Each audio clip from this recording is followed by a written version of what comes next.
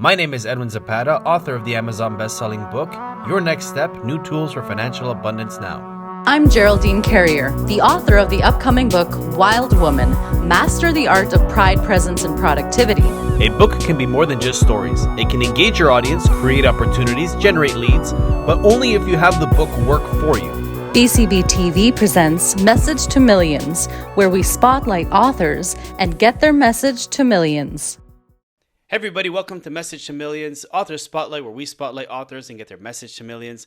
My name is Edwin Zapata, author of the Amazon best-selling book, Your Next Step, New Tools for Financial Abundance Now, and I'm here with my co-host, Geraldine Carrier, and I am the author of Wild Woman, Master the Art of Pride, Presence, and Productivity. And do we ever have an amazing guest for you guys today? Edwin, do you want to tell us about her? Well, it's not every day that you get to speak to a doctor, and the doctor that we get to speak to today, she's known for her leadership in coaching, and also she has workshops in team development, and she's been known for unlocking people's potential.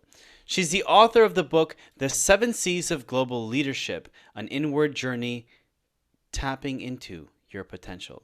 If you go to her website, marygrogan.com, you can get a free coaching session for those that listen to this podcast, and make sure that you contact her at mgrogan@simpatico.ca.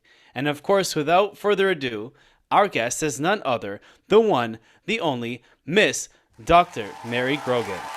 Woohoo! Welcome, Mary. How are you? Welcome. Thank you. Thank you so much for being here with us. Oh, it's really a pleasure. You know, as we open up and we realize all of what's happened in our world today, my book is the book for people to tap into all of their power. I wrote it and was inspired when I went to a weekend, an event, because I had just returned from a 6-year stint in the Caribbean in a medical school. I was totally into a doctoral writing program. I had finished my PhD. I had 40 years experience in education leadership. And when I went to Black Card, it was so different. That energy in the room inspired me to close my eyes and jump into the unknown. And as a result, I now have a book that I use with my coaching and my team building. And I had just finished a program at a webinar using my book on a reserve in Northern Ontario, very close to the Manitoba border. Oh, wow. Did you know that I'm First Nation?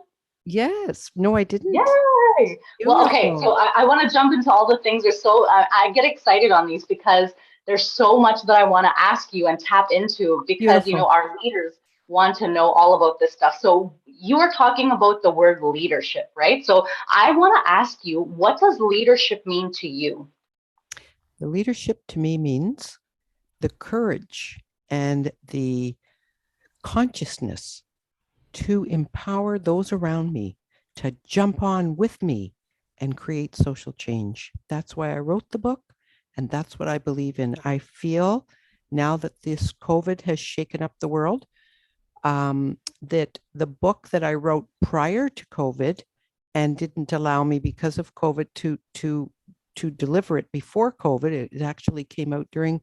People have phoned me and called me and emailed to say, you wrote this for COVID, but I didn't, because it invites you to stop the noise around everyone, and it gives you a beautiful journey inside all of your blessings and all of your potential. And what we are looking around our world of rapid change, and there's lots of confusion out there. And I wanted to provide a structure for people on their own, no matter whether they live urban, rural, whatever culture, whatever age, from adolescent to senior, where they're beginning to reflect on their potential to make influence, to make a change. It could be their family, it could be their community. It doesn't have to be a school. So I've spent my life helping teachers, psychologists, social workers reflect on their experience so that they can tap into all of what they know already. That's what education is to bring it out. So I think we've lost that in our world. We're looking at leaders competitively. We're looking for old paradigms where it's top-down leadership. And I realized in my work, in my doctoral work, and in my experience, because my doctorate was in education leadership, that I could not find too many leaders that can take us into the 21st century. So it's time now, right from school age students should use this book to tap in and discover their potential to make a difference standing where they are, so that they can send a ripple of change wherever they are. Could be in their home, their community. And that's why I wrote it. So, Mary, let me ask you this question. Mhm. Whenever you do your workshops and you coach people and you guide them, because again, for those listening, her book is about the 7 C's. If I just so nobody misunderstands, it's not 7 C's as in the ocean, seven the letter C. So when you came up with your workshops and you start helping to coach people and guide them, and you have the 7 C's of, like, for those that don't know, it's connecting to self, change agent, communication, cultural awareness, curiosity, creativity, and community building. When you came up with those and you did your workshop, how were you able to put all those together and basically dive deep into people and help them go through the journey of all of those? And I say that also with knowing that first one is a big one, connecting to self. So how were you Absolutely. able to put that together? I have done 20 years of counseling. That's where my master's is. And I've done teaching from all grades right up to adulthood, right up to university, teacher training, workshops with counselors across the whole province. And when I worked in the med school, I worked with medical doctors and medical students. And I actually designed a program to help them reflect on their community service.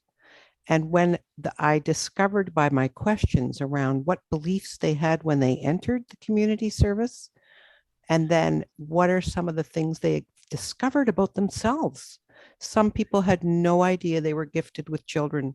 Some people had no idea that they loved seniors or that they loved palliative care until they had that experience. So I think all of us, what I've learned in my education experience, training, supporting, facilitating workshops with teachers and all community learning communities, and now with international students in business, which is what I use the concepts from my book, the truth is we forget our competencies and we look for style.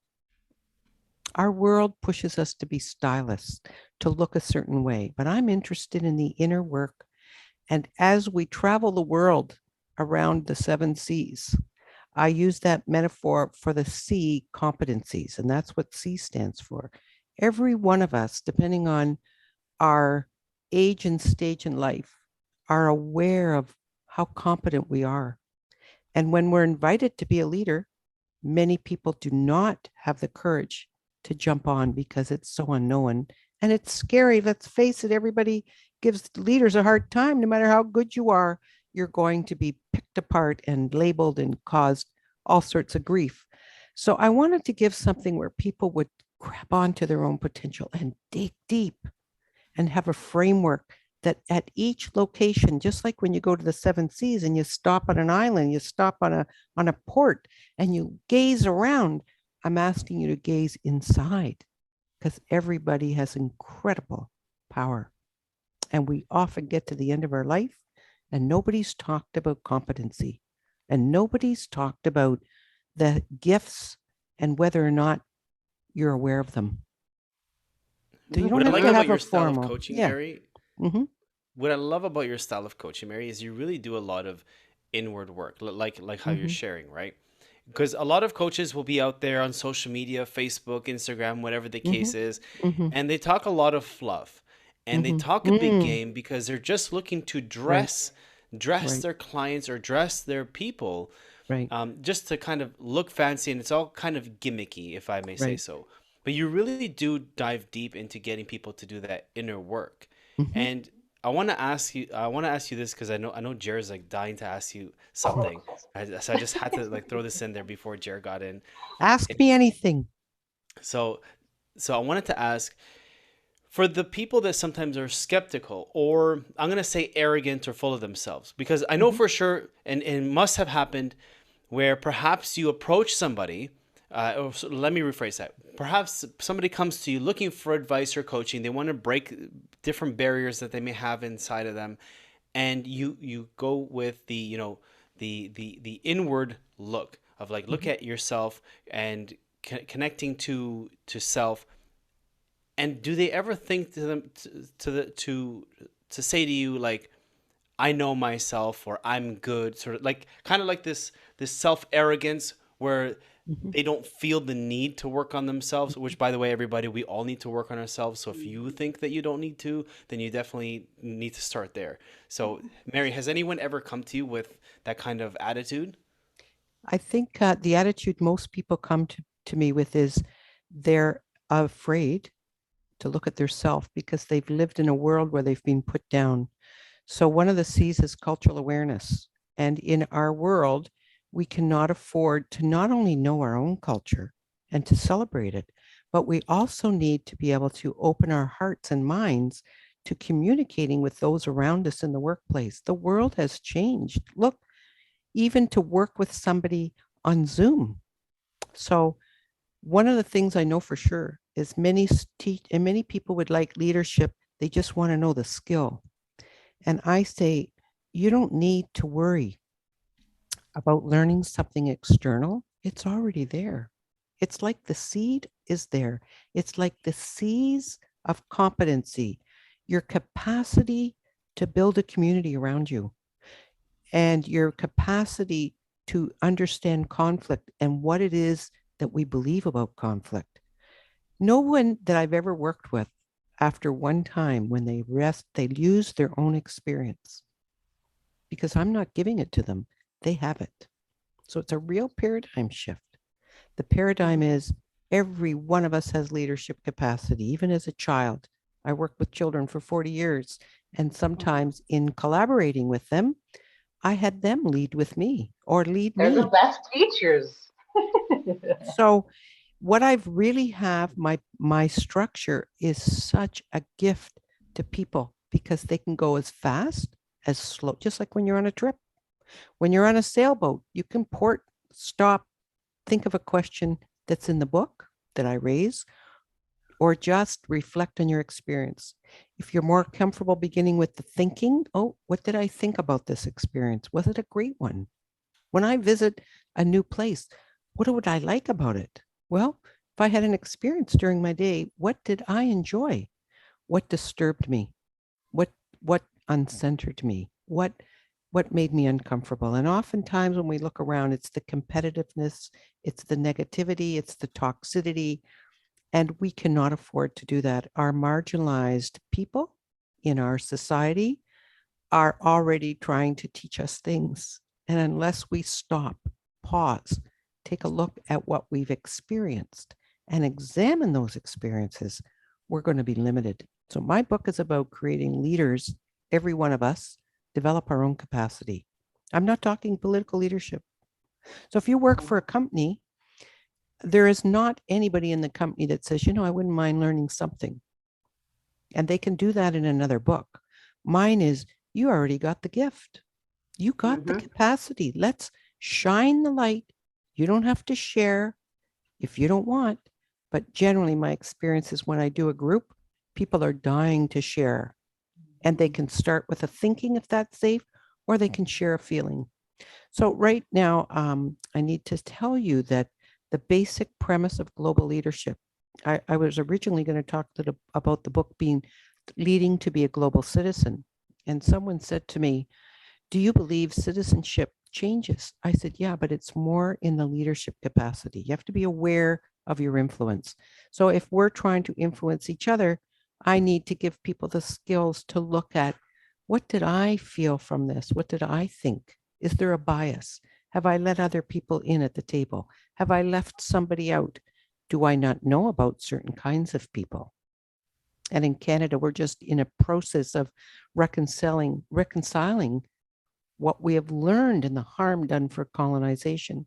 And I tell my students, because some of them are from Nigeria and some are from China and some are from South America, all people have indigenous people in their country. We are connected. So I use the principles. If you're a Christian, you may say the golden rule, but I work with people who are non-Christian, a lot of people from Africa or from Hindu or from Buddhism or Sikh or Indigenous. And I say, really, it's about being a global family, which our Indigenous brothers and sisters, we have failed to listen to their capacity to lead us because we were afraid of their capacity. So it's a whole paradigm shift. It's inviting everyone to bring what they have, their beliefs, their experiences to the table so that we can become a better human family. So my progress is tied to yours. If you don't do well in the corporate company, then I don't do well. So I can use it. My book is used in education. I just finished a faculty development with a school in a territory just north of Thunder Bay. And I've used it with a group of people doing curriculum work. And I'm now moving into more of a corporate setting, because what I have discovered in my move from academia to corporate is many people get a leadership position and they think that's it.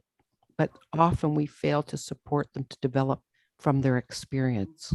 And I remember as a leader myself, when I first became a vice principal, I was in the closet for 2 weeks, going through the paper and organizing the paper so that teachers could come in September and get the paper they needed. And I said, this is the worst experience of my life. I came from a counseling where I was working with lots of trauma, lots of war, and I didn't want to do this. So I went to the principal. I said, I think I want to go back doing this isn't leadership work. I should have built a team. So that experience taught me that I had a mistaken belief about leadership, that I had to do it myself. So I went back to the staff and said, what's a better way to do this? Because this is a waste of time. You're not getting help. I can't coach you. I can't help students. What should we do? And 2 or 3 of them said, let's all put the paper out in the hall. We'll all reorganize it. And within 2 hours, the whole supply got fixed and all the textbooks that came in and I got on to working with developing leadership for teachers in their competency. So right from the beginning, I needed to, because of the lack of modeling of collaborative, conscious, culturally aware. I have always worked in downtown Toronto beside a First Nation school, beside a public school, beside another private school.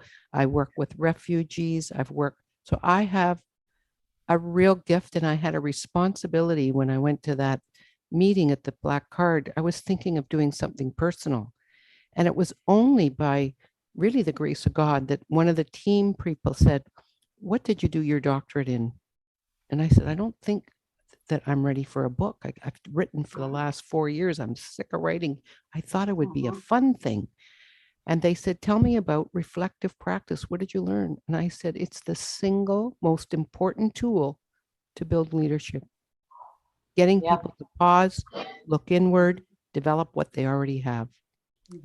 So I want to go into that, Mary, right? Yes. Because that, like, I'm writing down notes and I'm like, I want to ask that. But that's the biggest thing, because again, my business is, becoming a wild woman. What does that actually mean, right? It's really interesting because people think it's a sexy woman that runs in the woods and, she comes out.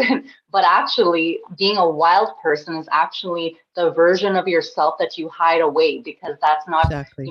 It's too bold, it's too extra, it's too loud, it's too creative. And people say things like, don't quit your daydream, right? They say you're never going to make money off doing that thing, because we're all societally told that we need to be a certain way. So that's what actually being a wild person is. It's actually utilizing, listening to yourself, and actually cultivating that version of yourself to feel that fulfillment and that embodiment, like you're saying, right? Yes. So for me, I want to know, how does a person do that, right, in their everyday single life? Like you mentioned, having those power tools, right? So can you go into what specifically can I do in my everyday life to actually become a better leader? Well, I think that's a great question, because I'm a wild woman too. Only wild people believe change is possible with them, and it has to start with themselves. we are part of a global family. We have to be wild. If we keep with the old paradigms of what what a writer even looks like, who should be an author, even myself, I had never ventured into this kind of writing, and I resisted it because I've been trained to do academic writing, but you're never allowed to say I when you write. That's why I had so much trouble writing the book. I went, I tried to write it without doing the stories of the truth. The truth is, we all have experiences. It doesn't. So I recommend in my book that the most single new habit is to take a pen and a paper, not the computer, but if that's what they want to use, and to quiet for 10 minutes a day and say, okay, what happened today? What what happened? How do I feel about it? And if I'm uncomfortable, I had a very bad experience. Well, what does it mean? What is the belief that's holding me to that experience? What was I thinking what could happen if I became wild just like you and used my imagination? What would happen if I had done something differently? And if I don't know and I've run out of idea, who could help me? So again, it gives you permission to really explore, and nobody has to ask you.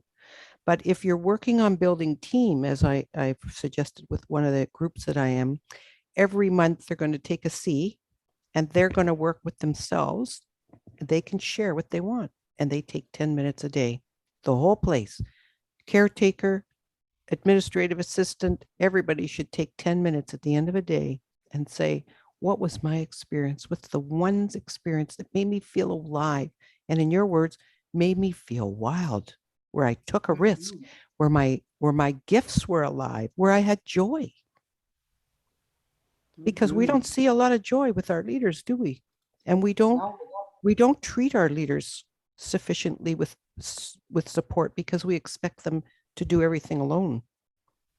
And if things go wrong in the group, we think it's one person's fault. All of us are in spaces where we need to cultivate our power to influence our situation. Because if we're conditioned by our past, if we're conditioned by the institutions, the injustice, the inequalities, the norms, we know they're not true. So why are we buying into them? This is a liberating book that allows you to use your own experience and look at yourself and celebrate. Once you realize how competent you are, the next thing is usually, I'm afraid to tell people because I may get a job. If I really let people know how competent I am, I may have to run something in my department. Maybe I'll be the person that's going to help mentor someone that I'm not very comfortable with. I don't know them. I've never done that. Maybe somebody's going to ask me to speak at a team meeting. So it doesn't matter where we are. It could be a student. It could be somebody just beginning their corporate job, their role.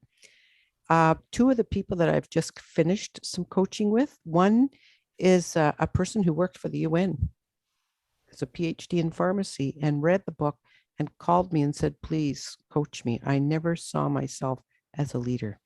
So we spent a lot of time. What did she think was good communication? Because clearly she was policy developing.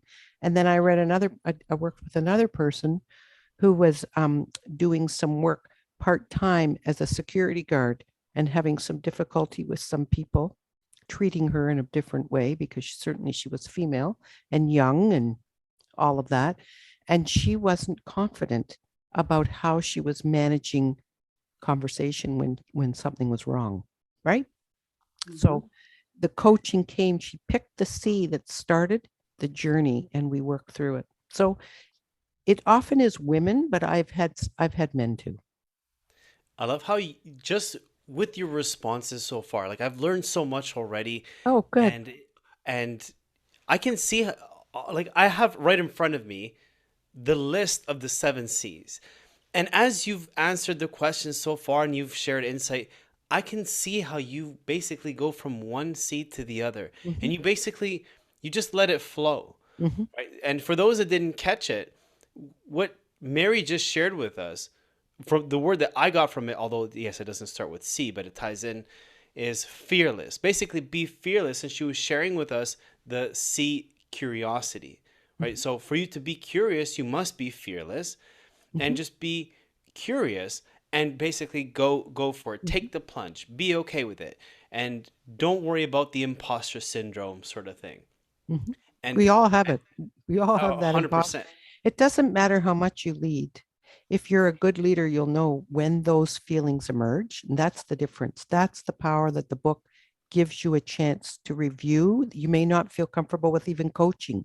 You may not want to share many experiences, but you can take a question and pace it just like you would on a sailboat going through the seven seas. You could put the sail up or you can take it down. You can dock, stay with it, play with it, examine it, talk with somebody, ignore it for a while, go back over here. And that's the beauty of your own trip. It empowers you. And with that journey, Mary, because you help people basically overcome those barriers and you help them with the curiosity and basically be okay in their own essence and basically dominate their space, which is excellent. But now when you take things into the next level, which also Mhm. is the last C on her list here, is community building. Mhm. When you take it from yourself to now Mhm. influencing others, Mhm. how have you seen that type of a shift in other communities or businesses or Mhm. individuals when you Mhm. see them not just go through the journey that you help them individually, but now Mhm. you watch them influence communities? Because by the Mhm. way, folks, community building is a big thing, Mhm. whether you're offline or online. Right. For whatever niche brand, whatever it is that you're doing, folks, Mhm. community building is big. So, Mary, how have you seen that shift? Well, I think as you've all experienced yourself, when you feel confident in what you are in terms of being a whole person, if you're in touch with your own spiritual nature, you've started a journey where you're paying attention to being outside or work, whatever you've done, music, dance, play, whatever you've done to connect with your spiritual side and the values that are pulling you culturally and personally, then you realize who wants to be alone? And we are in a community, and the least of our brothers and sisters, those that are around us, whether it's a young person we need to mentor because it makes our team better. The research shows, I work with business students, and I tell them they're all diverse, they're from all over the world. Every one of them is proud of their own culture, but they've had a lot of lack of experience of how to communicate with a different person. Maybe it's a woman, maybe it's a certain age, maybe it's a certain religion. They've never worked with all of those people and they find themselves getting a job and everybody is talking about diversity, but the research shows having diversity is insufficient to keep people engaged in their work community. And we know that at home. If we're just living in a family and we are not building the community, having events that are joyful and bringing results, we don't want to be there. So it's a feeling of safety, a feeling of belonging. Every person humanly craves that. And with historical trauma, whatever setting people are in, they need to recognize what they're experiencing and to be able Mm-hmm. to have the courage to say, I'm not okay today. And if that's true, how do I build my community? Maybe I need to go over to Geraldine and say, Geraldine, I'm not okay today. I need to be able to have give permission. So it's not like I build anything alone. But if we're in a global family, wherever we're working, your mental health is my problem. My mental health is your problem. And if we're going to have a diverse society, it has to be an inclusive. And I think, to be honest with you, I know from teaching even and doing some coaching with some international business students, they talk about understanding Canada as a multicultural country, but they're not clear and competent and confident about how to feel included. What is it they need to feel included? And how are they going to communicate their needs? That's influencing the person next to them. So the research shows when you bring the more diverse perspectives around the table, and it's safe, creativity abounds. And they're finding that companies who've hired diversity in numbers and have not done the work of reflecting on the competencies so that people share and feel confident, the people leave the company. And so now they're grappling with what's gone on. We picked all these people and we said they were diverse, but they're not fitting in. So again, we go into those biases about who's working in our corporations, those that maybe say they don't fit in, but we haven't made a space for them. So it's people who are new, people who are marginalized. What are my responsibilities? Part of a team. I could be working for the subway, and I'm working with a partner who comes in and takes over my subway train. What am I doing to make it safe for that person to ask for help or share their experience, even pleasure? So those are the questions you ask yourself. Not you're going to change the whole world. You're going to change yourself and your feeling of competence and confidence. Because we are part of a team. We're alive. We're wild. We've got gifts abounding. But our world says if you're a certain age, don't speak up. If you've been educated a certain way, you're not equal to this person. If you're new to a country, maybe your accent's in the way. We need to get past that and find leadership competency in all of us that we work towards a better, more peaceful, inclusive, compassionate world. And it would only come if we're conscious. I love it. That's what reflection does for us. Can I ask the next question? I'm so excited about this because it's just, again, my background is in human resources and like all like competency building. And of course, with my book, it's pride, presence, productivity, right? But the one thing that I wanted to ask you is, with the book, right? Because again, a lot of people are like, well, why should I write a book? Why do I need a book, right? And so I want to ask you, since writing the book, what has that done for you? How has that elevated your work? And what type of, opportunities have you gotten just by having your book? Well, I appreciate that question because I'd already written a book. I did my doctoral thesis. I've written many articles, but again, it was in that academic. What this book has done is it's pushed me out of the water into a deep water of a lot of unknowns so that I can build myself with a different mindset about an entrepreneur. And that's why I went with this company, because I knew I'd never saw myself as an entrepreneur. And the book has kind of been the thing that's forced me to really examine how can I use the book to make community presentations. I've been in newspapers. I've done podcasts. People have reached out to podcasts because of the topic. COVID was a time of isolation. So people are saying, what do you mean about reflecting? How do we reflect? I don't like to reflect because of the COVID was forced on it. And what it's done is it's allowed me to give somebody something that they can work through on their own and come back when they're ready. So it's not a big sale job for me because I wasn't originally I'm much more of a therapeutic, culturally aware educator and a coach, a leadership coach. It invites people. It's given that I can hand it to people. And I've done that. I just did a presentation with international educators. It's a group who are educators of color who are looking for positions in Africa, China, Malaysia. They're in international schools. And I did a presentation and they bought the book. And they're using that to go through their journey. They're to get prepared to be a principal or a head director in multinational schools. And if I didn't have the book, they wouldn't have continued my work. So to do 1 hour presentation or a webinar or two, I often have people do 7 or 8 weeks of coaching and they take each of the 7 C's and then they come back again. Or they may say, look, could you come with our company and take the 5 new leaders and work them through? Because most of us work so hard to get the position, but we don't get the sufficient support. And we lose amazing people that we are not familiar with. We often leave our people isolated. So I work as a professional learning community wherever I am, could be corporate or academic.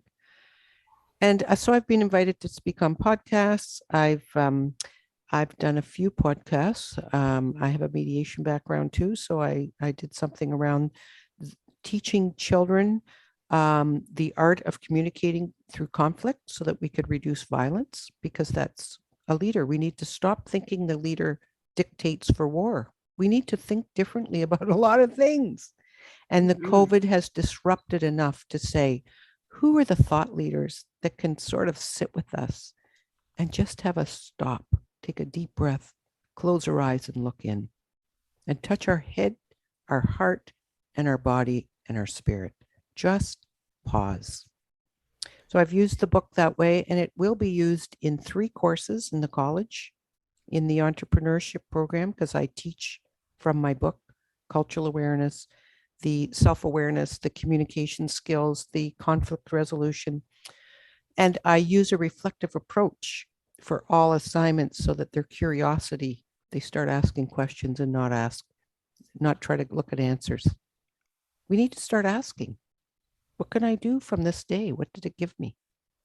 Speaking How of can I asking, value? Mary, I'm going to Yes, ask you something else, because I by hope that helping answered. people go through those journeys and basically changing perspectives on a lot of things, because you're totally right.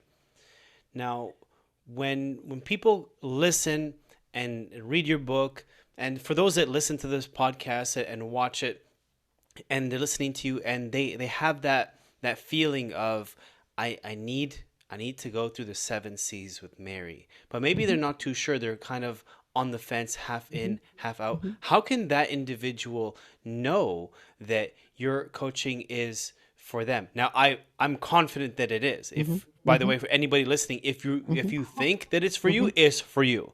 Contact Yeah. Mary. mhm. But if they're not sure, what can you share with them to let them know that your coaching is for them, or maybe not for them? Well, I think that you've raised a very good point. If you want to come with me, you're going to touch base with your wild nature. And once you do, you got to do something with it. Reflection without action is not taking us anywhere. So if you're interested in social change, you're interested in changing something, even your own career, and you want to develop leadership, you want to take a place formally, or you want to better your relationship in your family because you're a parent, then what I offer people is I usually do an hour to let them know and to collaborate with them how they would like to work. I'm very collaborative, just like a leader should be, where they would like to start. Some people are more comfortable starting with one of the C's, curiosity. They look at my book. This is what I've discovered. They look at the book, and then they usually let me know of a one question that disturbed them so much they don't know what to think. And that's usually, I usually do a free session and ask them, here's some ways that we could work together. And I allow them to make the decision about how we would work together. Some of them want to bring a partner, some want to do it themselves. And some people want 14 weeks, some people want 7. So I totally collaborate with the person I'm serving because that's the kind of leader I am. I'm interested in them empowering themselves. I'm just a support. I'm just the one that asks the questions. They're the Yeah. one, it's their journey. They say that this is what I say to people: without reflection, we blindly go on our way, creating the same unintended consequences. So if you're in a spin and you're not sure, you may want to start with the reading, or you may want to start with 1C that's concerning. And I would usually do a session without pay. The first one for sure. The first hour is a consultation hour. And then they decide, you know what, I'd like to work, but I only have this much time. And they have to make that commitment. And I work with them about that. So it's really about people who keep getting the same results, the same experience they don't feel good about. They want to develop themselves, but they're afraid that it's going to be focused on weakness. And I don't. I focus on them. It's a strength-based approach. It's a So, win-win. Mary, I guess you could say the audience is not just going to get the 7 C's from you. They're going to get 7 plus 1, because they're also going to get Oh, for sure. consultation. For sure. So, They so get the free eight. consultation. Mhm. You can tell I'm going to be a good father because my dad jokes are horrible. So they're going to get that 8th C, which is consultation. So make sure you Right. contact Mary And for it's that. another C, right? Yeah. So what I do is I consult people. People reach out to me. They either have read the book or would like it. They've heard about it or someone. And then I determine, is it for themselves or would they like to work in a group? And of course, the price would vary and we work through it that way. Some people prefer to journal for a while before they even come to me. So I do I take webinars and I give them an experience where it's pretty safe too on Zoom. Can I ask you one last question? We're almost done, but Okay. I feel like you're going to have an amazing perspective on this question. I like to ask this question to most of our podcast guests because to me it's one where I'm like I really want to like understand what it is, right? Okay, so the question is, you know how you can teach a monkey how to ride a bike or type on a computer or whatever it is, right? Like an actual monkey. But you can't teach it drive, right? The drive, the will, the persistence, the consistency. That's true. To actually, have goals or to have that success, right? So what do you think is the one thing that builds drive? And if we could, put it in a bottle and drink it every single day, what would that consist of? I think if people don't feel hope in themselves, that they can grow.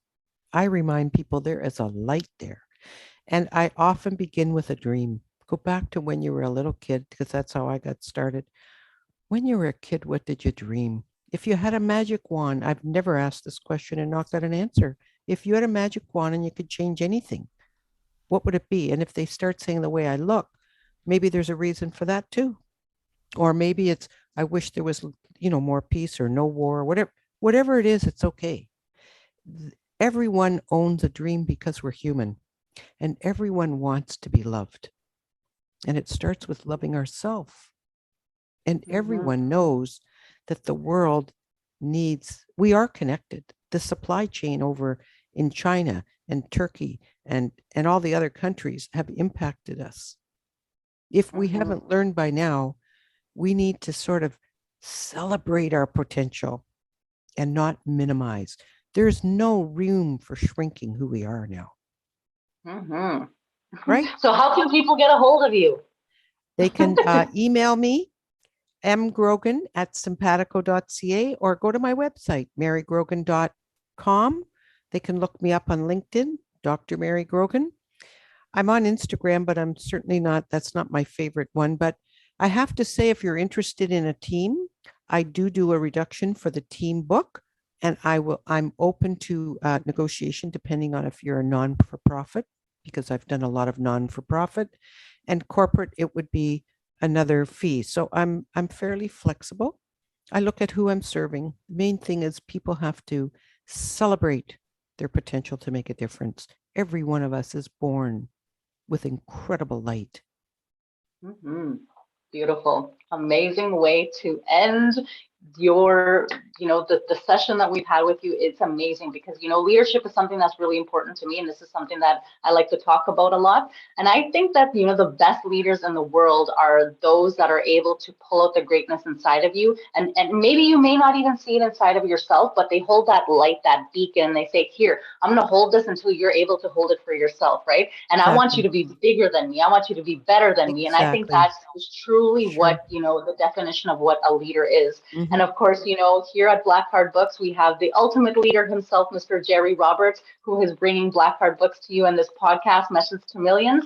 And of course, he has a guest for all of you. If you guys go to bit.ly/BCBbooks, you can go ahead and get a copy of his book, Millionaire Mindset. And ladies and gentlemen, thank you guys for tuning in. We'll see you guys on the next one. Thank you so much, Mary.